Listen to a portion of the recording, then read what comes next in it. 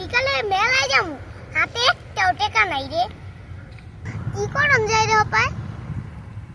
আরে এটাই চিন্তার বিষয়। পাইছি, আর দুলাভাইয়ের ফোন দেই। ও ঠিক কইছ তুই।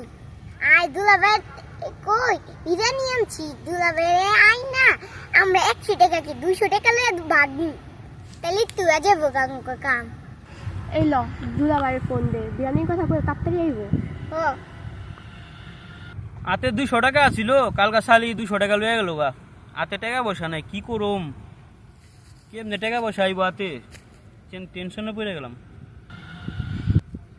ফোন দিল কেটা পর, আরে যে শালি আমার 200 টাকা নিছে ওই শালি ফোন দিছে, খারাপ ওটা মজা বুঝেতেছি।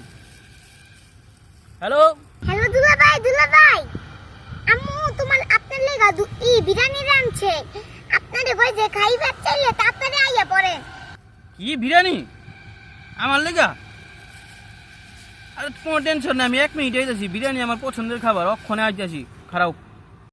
আইতাছে দুলাভাই, আজকে মুরগি বানায় খামু।